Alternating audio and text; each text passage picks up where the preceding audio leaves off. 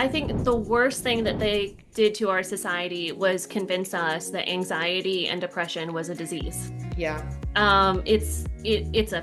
It's a feeling, it's a symptom, it's a signal, it's a message. Because I cold turkeyed, I went through 5 years of psychiatric drug withdrawal. I basically woke up every single day wanting to die. I felt like a psycho. And I think this is another reason why it's so difficult to get off of these drugs, because when people do start to get off of them, they start to feel like they're losing their mind. And it's not because you are crazy or you are broken. It's because you are literally going through psychiatric drug withdrawal. I remember standing in the bathroom that night and my whole world was like spinning and shaking and my heart was beating out of my chest. And it was, I would say this was a God moment for me. And he just crept in. It wasn't like I heard a voice. It was a very spiritual moment. And it was just like, Meghann, you're going to die. You're going to die if you don't get better. And I call the voice of Ed. Ed stands for eating disorder. Food addiction is disordered eating, okay? But I looked at my Ed brain as like this abusive boyfriend that was literally trying to beat the crap out of me and wanted to keep me small. You have to recognize how powerful your body is. You are not broken. Something I always say is it's not your fault. And I hope you understand, from this episode, how much power you really have to take control of your health and how much your body is able to heal.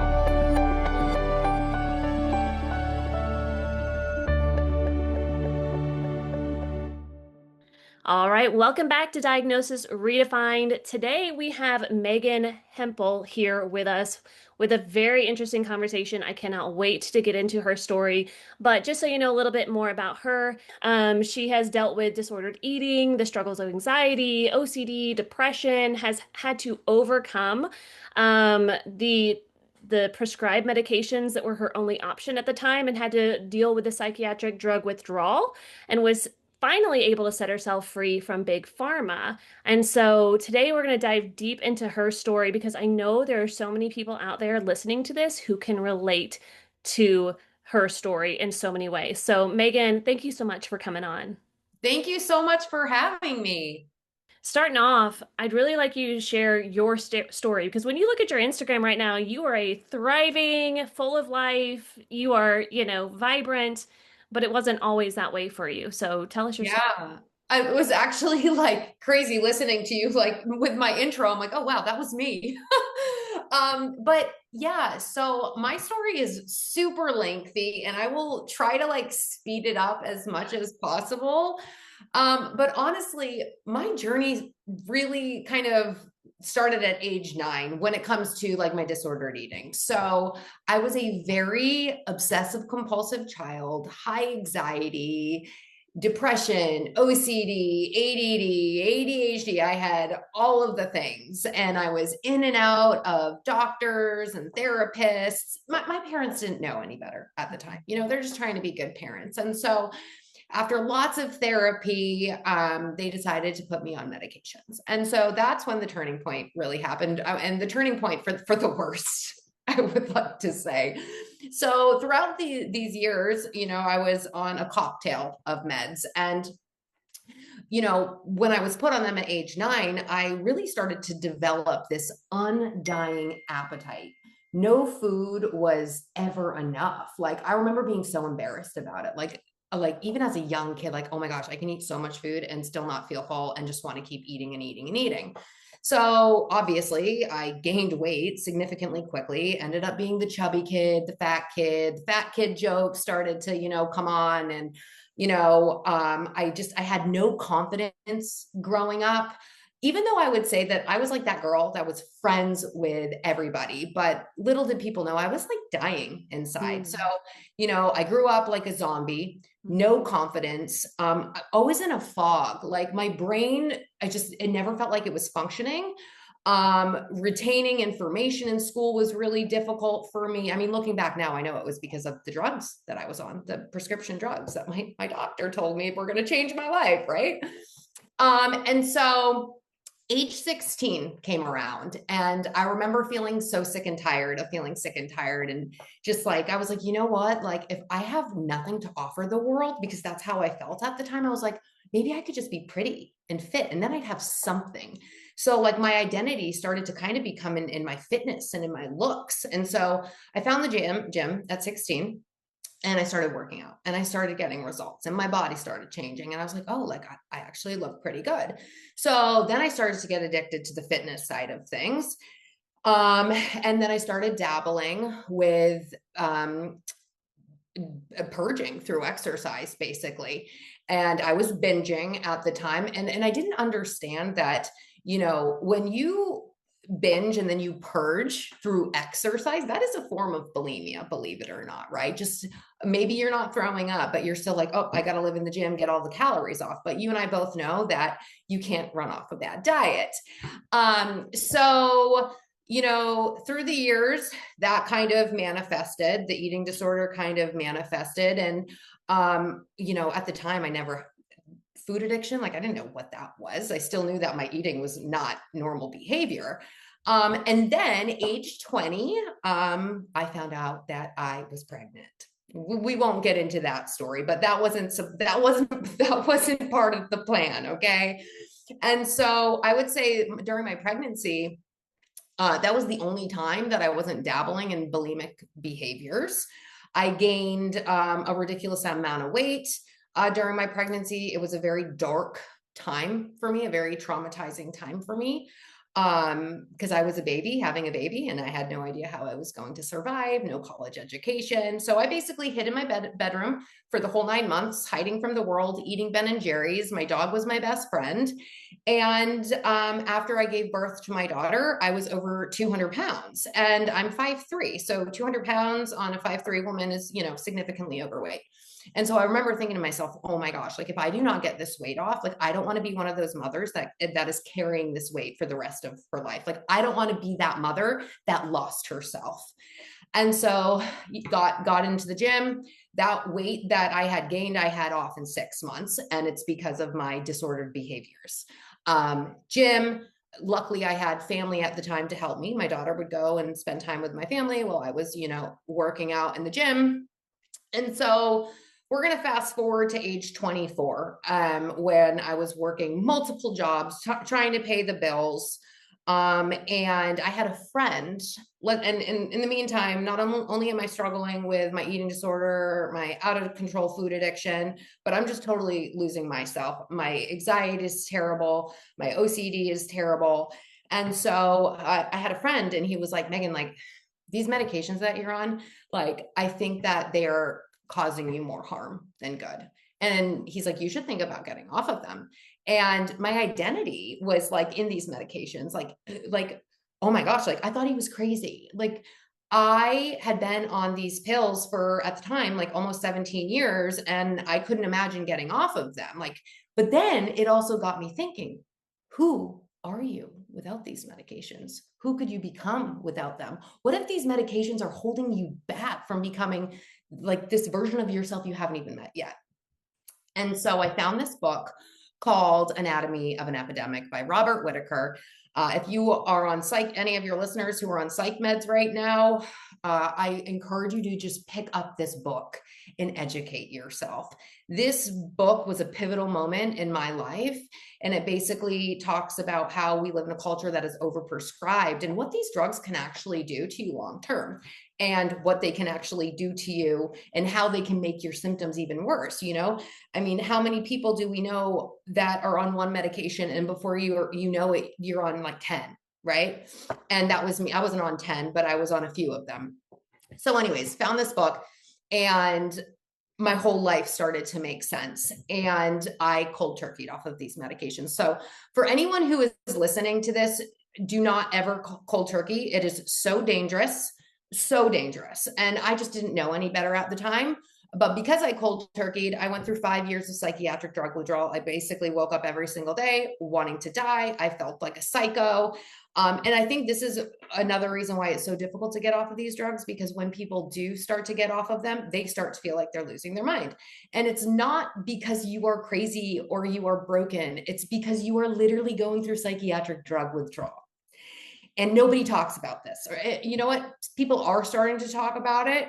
But it's it's a nightmare, and I don't wish this upon anybody. So educate yourself before you decide that if you do want to get off of these meds, you need to make sure you're doing it in a very safe manner. So during psychiatric drug withdrawal, I ended up, well, one, my food addiction and eating disorder manifested. It got out of control. And I think it was because food was like my only coping mechanism. I wasn't drinking. I knew alcohol had to go. And so with that being said, during this psychiatric drug withdrawal, I'm a single mother. So still had to work. I was still going to school, pursuing the fire service, still trying to take care of myself, take care of my daughter. And I ended up achieving more than I ever had in that 5-year period while I was dying inside. And I did this because I didn't want to play victim. And so I do believe, I'm a firm believer that all of the pain and obstacles that are thrown at us, there's purpose behind them. And we may not understand the purpose, but if we just continue to show up and trust the process, you will eventually figure out why you have to go through the pain. So fast forward to age 30, when I had pretty much gotten through the psychiatric drug withdrawal, hit rock bottom with my food addiction. And I remember I had done a training burn on the fire department that I was working with at the time. And that day I had binged and purged so many times, I had lost count. And I remember standing in the bathroom that night and my whole world was like spinning and shaking and my heart was beating out of my chest. And it was, I would say this was a God moment for me. And he just crept in. It wasn't like I heard a voice. It was a very spiritual moment. And it was just like, Meghann, you're going to die. You're going to die if you don't get better. And if you don't figure this out. And I kid you not. And I had been praying about it. My parents were the only ones that knew I was really suffering. And they were praying about it. And I never looked back. And so it was like that switch. It was that moment of just like, you're never going back. And obviously I did. I got help. I ended up finding a food addiction. It was like a food addiction course. And it changed my life. And I remember literally the days that I was sick, I would literally be curled up in a ball. And I would think to myself, if I ever can figure out how to overcome this, I'm going to make it my life's mission to help others do the same thing. So that's what I do now. I was in the fire service for a very short time, ended up having a traumatic brain injury after that. Lost my entire career in the fire service, and that really pushed me to launch my coaching business, which is what I do now, helping people overcome food addiction. So that's like all of it in like a nutshell. Yeah, I mean, amazing story, quite the journey. And what I love is the whole time you never like being a victim and giving up was like never an option for you. No. And that's the difference between, the people who stay sick and the people who but the people who where the illness itself becomes your identity, you Correct. can't change. So No. like that's one, I know like mindset, obviously the mental side of this whole thing is what drove you to the point that you got, absolutely refusing to be a victim no matter what. Yeah. And I think when it comes to being sick, whether it's an eating disorder or chronic illness, I have a history with chronic illness too. Invisible injuries, brain injuries, it's like those things are so hard and so difficult. And I think the people who have gone through those, people who haven't gone through hell and back, it's very hard for them to comprehend. But if you've been through, in really difficult situations, if you have two options, all right. And this is what I tell all of my clients. It's you can play victim, or you can say, okay, this is really, really difficult, because it's so important that you feel all the feels and you grieve and, you work through the pain, but you cannot stay in victimhood mentality and expect to get better. Like you can be so sick, but you can still have that belief and hope that better days are ahead, and you have to cling to that, because the healing journey is not linear whatsoever. But if you keep believing and say, I'm going to get better, and genuinely believe that, you will, and you have to trust that. Yeah, exactly. You have to recognize how powerful your body is. You are not broken. Something I always say is it's not your fault. Yeah. And you are not broken, but it is your responsibility. Mhm. So even though it 100%. wasn't your fault, the place you were put in to start at such a young age on those medications, those were choices that you didn't really have a say in the matter. And I'm not, like you said, not blaming your parents. Your parents did everything they knew to do. Right. Then they followed the doctor's advice, but you were literally put in a situation where you had no choice in the matter. And so most people again would throw up that victim card. But even though it's not your fault, Right. it's your responsibility to climb out of it, which you did. Um, Tell me about your experience, like you with the psychiatric medications. Yeah. At 9 years old, starting some of these medications. How did that affect you? I mean, I know the withdrawal symptoms were rough, but how did it affect you um, beyond that? Because don't you have to basically relearn how to deal with emotions that you weren't Yeah. able to, that's part of growing up. Those formative years, you didn't have that to learn how to regulate your emotions. So, like, what was that like? Yeah. So I'm tearing up right now because I honestly, I told you, ask me whatever you want me on this call. I do not talk about really this experience much. Um, just because it was it was a traumatizing experience. So I keep, you're asking me wonderful questions right now, and I'm so glad you are. Okay. So you're 100% correct. So when you're put on prescription pills, they definitely numb you. And so I would say that I never lost emotions or the ability to feel. I did, but it was more suppressed. Now I can feel everything, which is a really beautiful thing. Like, how often do people go to a doctor's office? And one of the first questions that they ask, they take out their little pad of paper and they're like, "Are you anxious? Are you depressed? This, that." Do you know how many people say yes? Like, probably everybody, right? Because there's a lot of things that happen in our lives, and we're allowed to feel. You're going to have periods in life where you're sad or something bad happens. And you might be a little depressed about that, and that's okay. Like, feel all of those feels, Are you anxious? Okay, what does your life look like, right? And then you can kind of start to work your way through all of that. But I mean, growing up, I was a zombie. And I was suicidal. I was going through some stuff the other day. Like, I found these journal entries that were so dark, like suicidal ideations, like those medications make children psychotic.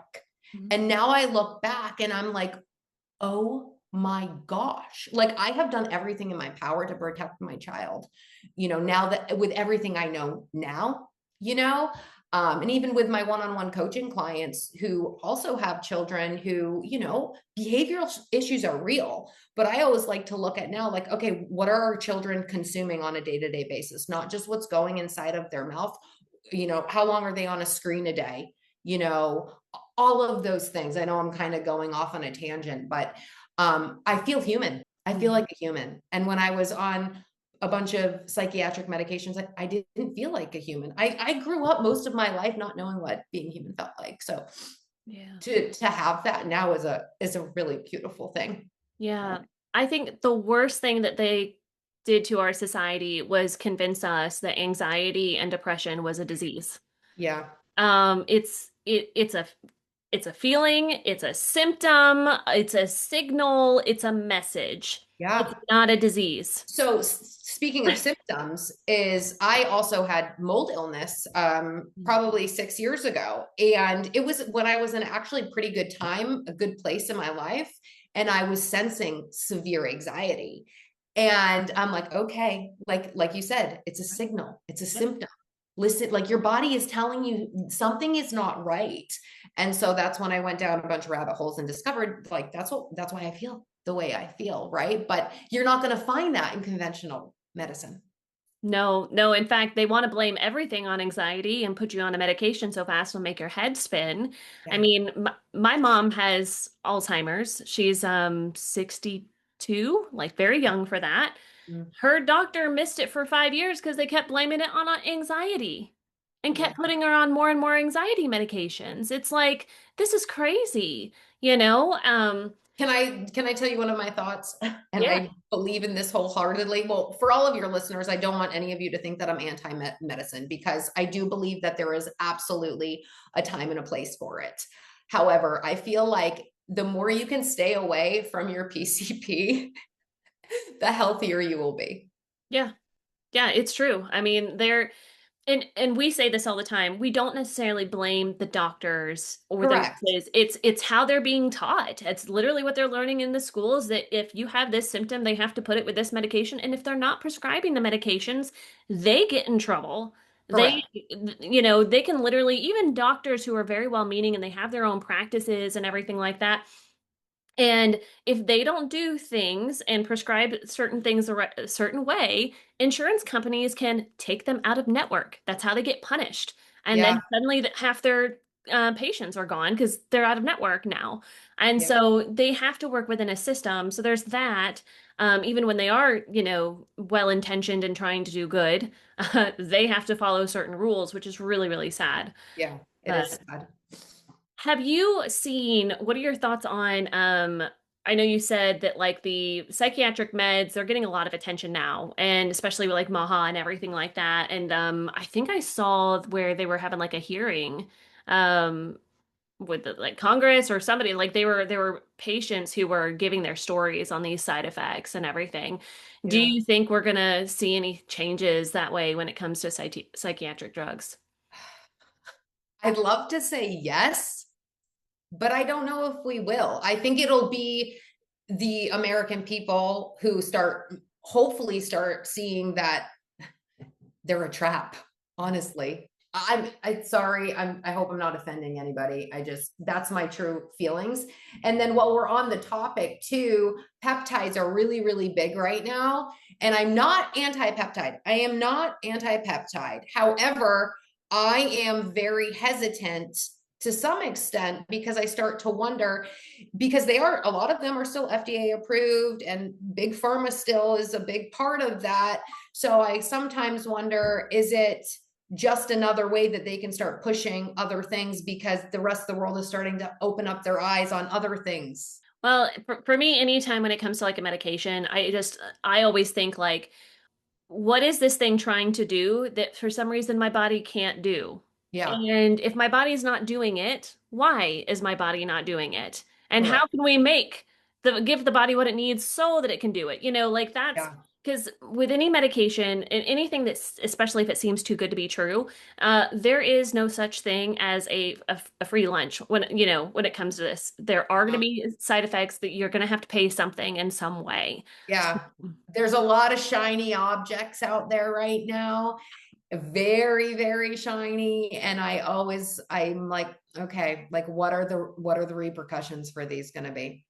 Exactly. And kind of to segue into the next topic I wanted to talk to you about is food addiction. Yeah. And, I want to hear specifically, what did you find that really helped you overcome that? And then we'll get into, some of these drugs that people are using to stop the food noise and Yeah. what you think of that. Yeah. But first of Yeah. all, like, yeah, what was the biggest thing that helped you overcome the food addiction? So I think one of the biggest light bulbs was for me was this is an addiction. Mm. Like, because for so many years, like to your listeners, I've been in the health and fitness space for at least 12 years now. So long before I even started coaching. I mean, I've been coaching for years, but didn't really launch my own personal business until I want to say 2022. So let's just say I started coaching in I don't know, 16. It doesn't matter. But I was preaching health and wellness. I was preaching eat everything in moderation, live that balanced lifestyle. And I felt like a fraud because I couldn't live that balanced lifestyle. I couldn't live in moderation. And so when I discovered food addiction, like when my parents enrolled me in this food addiction course, I like that was the game changer because I started treating it like an addiction, right? And so like right now, with my clients and myself, I would say, and to your listeners, I would ask yourself this one question. When you have a cookie, can you just have one cookie and you're good? Like if that's you, all the power to you. I wish I could be that way, but I'm not. Or does that one cookie turn into 10? Like you don't have that switch, right? You have one cookie, it turns into 10, then you're in the cabinets, and before you know it, you've eaten your whole pantry. Like that's what it looked like for me. So I would ask yourself, are you a moderator or are you an abstainer, right? So can you moderate food? And there's lots of moderators out there. A lot of people are moderators. And then there's some of us who are not moderators at all. So I really look at, I call them my drug foods. Okay. In my early stages, I would look at them as like, so like ice cream was like my kryptonite. Like that was my thing. And so I would start looking at my ice cream as heroin. Like I know that sounds crazy, but that's where your mindset has to go because what people do need to understand is food addiction does need to be taken extremely seriously because if it's not, you will eventually end up with insulin resistance, type 2 diabetes, heart disease, stroke. And not to go off, into another discussion, but I will tell you this. When I was a first responder and I worked in the back of an ambulance, most of the patients that I would see back there unfortunately put themselves there through poor lifestyle habits, right? Every single heart attack was your typical standard male with the big belly. Like your choices that you make today will determine your future. And so when you do have that addiction, and I think food addiction is so like it's justified, like, oh, it's okay, it's food, because you do need to eat to survive. So it comes down to I'm going to give your audience this. I recommend you write a list of those foods that literally send you off into the deep end that that if you touch them, all hell breaks loose. And then also, I always like to say, learning to identify your brain versus your addictive brain, because when it comes to food addiction, it can be, I understand what it can feel like to genuinely feel like you do not have control. Like I get it. And it's easier said than done overcoming food addiction. There's lots of tools and strategies, but I'm going to give you this one too that has literally changed my life. So there's you, and then there's that voice of Ed. Okay. And I call the voice of Ed. Ed stands for eating disorder. Food addiction is disordered eating. Okay. But I looked at my Ed brain as like this abusive boyfriend that was literally trying to beat the crap out of me and wanted to keep me small. Right. And it was that voice that would creep in that was like, oh, just have that one cookie. Just have one bite. It's going to be okay. And my logical brain had to talk back to it and say, absolutely not. I know what's going to happen if I do have that one cookie. It's not going to be one cookie. So getting really, really good at feeding the lies with the truth. So the lie is have one bite, and the truth is one bite's going to turn into 10. So those were two really helpful things for me when I started. Yeah, that's so good. And I think another problem that people face too is once they've gotten to that phase of like realizing they have a problem and that this is an addiction, and then like they're trying to work through it, then, they go to Aunt May's house or whatever, and the family's getting together, and then it's like you're being too restrictive. Yeah. One bite is not going to be just one slice. You're going to insult grandma. Like all the things get, and it's unfortunate because you would never do that to an alcoholic. Mm-mm. Right? If someone was like they're trying to stay sober, you would never go up to them with a drink and be like, just this one, but this one's really good. Like, Yeah. but that's how it is with food for people who are doing. So how did you have those conversations with Yeah. friends and family? So I teach all of my clients to get into pre-planning. Okay. And So I had a coach for years. I mean, I had my own personal food addiction coach I worked with her for 5 years. Like that's crazy, but like that's what I needed. Because like I said, food addiction is probably one of the hardest addictions to overcome because you have to learn how to navigate all of these insane scenarios because a drug addict or an alcoholic, they can avoid the freaking bar. A food addict is going to be walking into scenarios every single day with their potential drug foods there, right? And because our culture basically centers around everything around food, you know, we share show our love through food, all of these things. We have to be willing to protect our food sobriety. We've got to, I call it food sobriety, Yeah. to, you know, stay away from the drug foods, protect that, and also get really, really good at building solid boundaries and getting really good at saying no, thank you. And you can absolutely give them an explanation if you'd like. I can't tell you how many times I've heard this in my practice throughout the years. Oh, well, they made me cookies and I didn't want to hurt their Yeah. feelings. And I mean, I'm very straightforward. I'm like, okay, well, what's more important to you? Your food sobriety or hurting your grandmother's feelings? And if you were honest with her and told her you were abstaining from sugar right now because it just can't be in your life, I'm sure she would have understood. So it's like you have to be okay. First of all, you're not going to hurt anybody's feelings. If they get their feelings hurt, like then they need to grow up, basically. Yeah. So kindly say no, thank you. And if you want to give them an explanation, absolutely do. And but also know that you don't owe anyone an explanation. A lot of people, when it comes to food addiction, there's a lot of shame. So much shame and guilt and embarrassment. And a lot of people don't really like shedding light on it. But I encourage anybody who is listening to this right now who does struggle with food addiction and sugar addiction is to start talking about it. Start shedding light on it, because when you shed light on something, the addiction can't thrive. And then everybody knows about it. And then people are going to be watching you. So it's going to help you hold yourself accountable.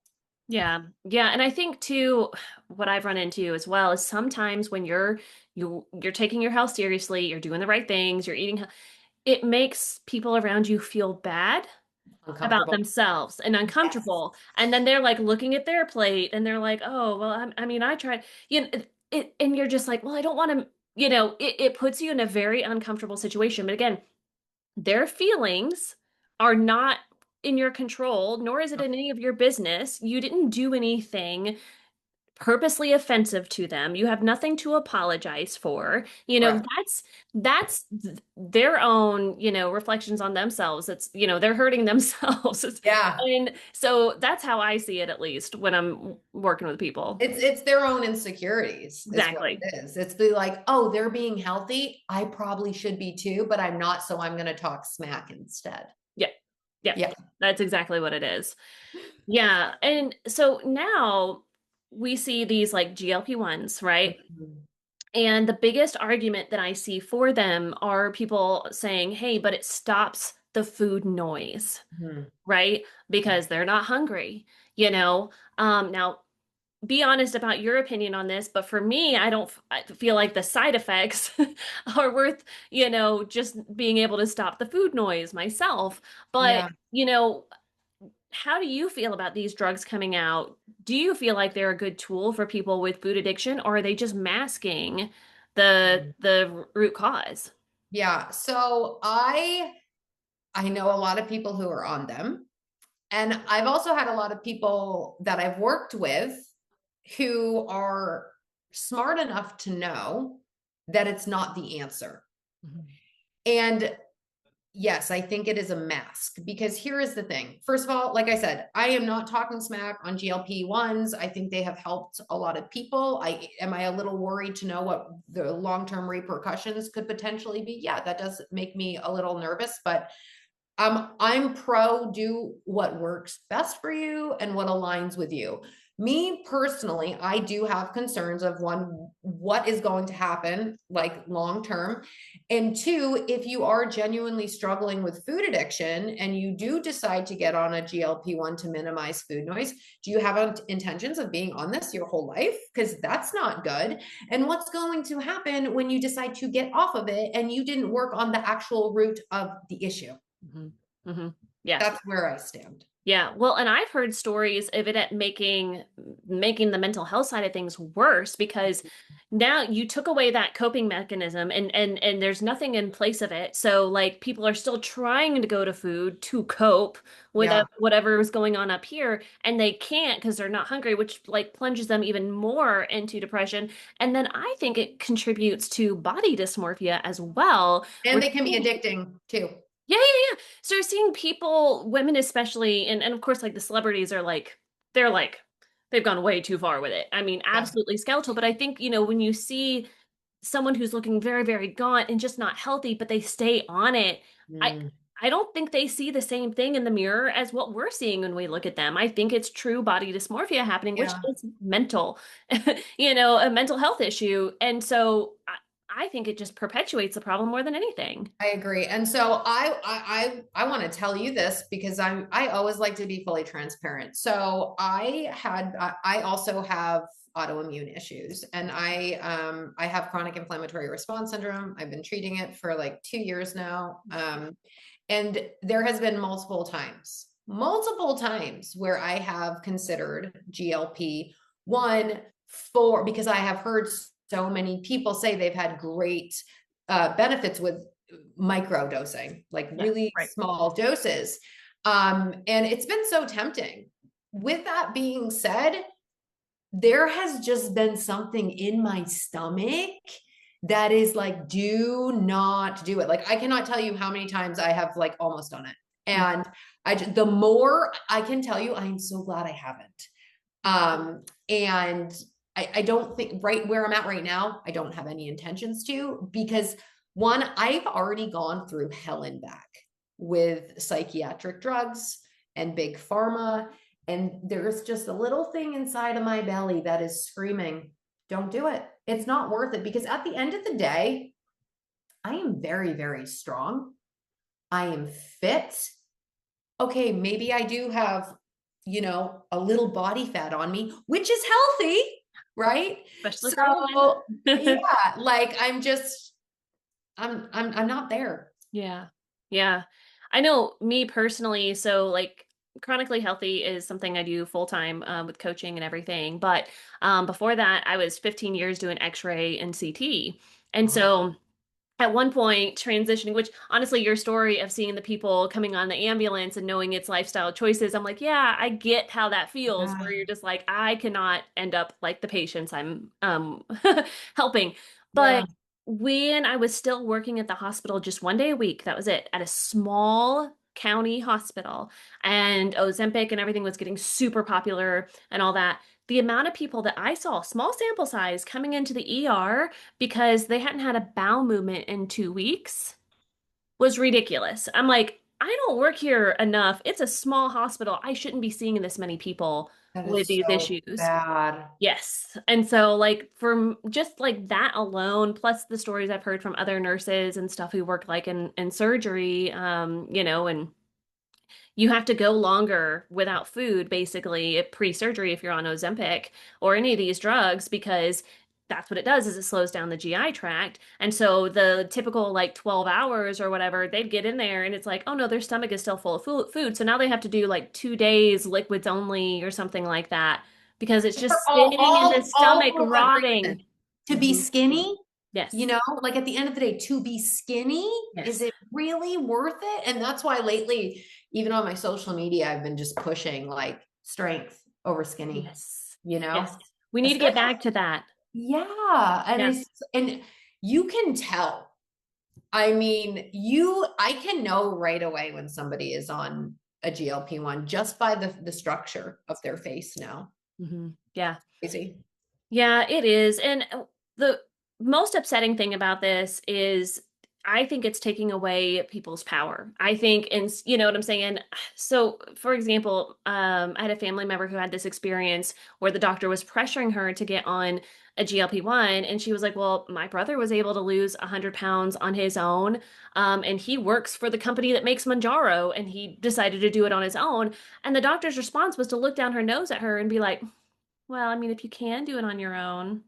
Like that is, I That mean, is crazy. enraging to me that they're literally just, and we've seen this in the chronic illness with chronic illnesses of no, you can't heal yourself. No, there's nothing you can do. And they're doing it when it comes to weight as well. It's like, Yeah. stop trying, just take this instead. So I have somebody very, very close to me who a year ago, the doctor, recommended she go on a GLP-1. And she was like, no, I'm going to do it on my own. She's done it all on her own. She's down 60 pounds. She's Nice. the smallest she's been in years. She's the strongest she's been in years. So I couldn't agree with you more, like in the sense of where it is taking people's almost power away, like making them think that they can't actually do it on their own. Like, how did we do it in the olden Yeah. days? Yep. Yeah, Yeah, exactly. It's just a wild, wild world we're living in. it really is. But yeah, I mean, I appreciate your stories. I appreciate, you coming in here and sharing your experiences. And is there anything else that you would like to share for anybody who is experiencing food addiction or depression, anxiety? Like, what is your message for them? Okay, so with food addiction, if you do feel like you have food addiction, take care of it. Get the right help because your food addiction is probably holding you back way more than you even think. I can truly tell, like, if I didn't overcome my food addiction was that one thing. It was like a wall that was literally getting in the way of everything. And I knew that if I wanted to create this beautiful life that I have now, that's got to be taken care of first. So if you're struggling with food addiction, like get the right help, send me a message, ask me questions. You can find me on Instagram, on Meghann.Alice. Pick my brain. Happy to help you any way I can. Anxiety, depression, OCD, if you are somebody who struggles with that, or you have children who struggle with that. I have my own daughter, my kiddo's an anxious kiddo. I encourage you to explore and ask questions. And why am I feeling the way that I'm feeling? Look at your environment, right? Everything from the food you eat, the relationships you're in, your house, your environment as a whole. Like, do you live in a healthy house? Is it mold free? What does your work life look like? Are you anxious and stressed because you hate your life, because you hate your job? Like, get to the internal stuff. What are you consuming on a daily basis? Everything to what you're reading and you're listening to, all of those things. But your anxiety and your depression, those are signs. Like, that's your body telling you something. And I encourage you to lean into it and explore it and get the answers, and not put a band-aid on them. Yeah. Yeah, that is so good. Megan, thank you so much for coming on. And you said Instagram, you are Meghann.Alice. Yes, Meghann.Alice. Yeah, so please check her out. Reach out to her if this is something that you're struggling with. She can do so much for you. And I hope you understand, from this episode, how much power you really have to take control of your health and how much your body is able to heal. So if you enjoyed this episode, I hope you all share it. If you know someone who is struggling with these issues, please share this episode with them. And I hope to see you on the next episode.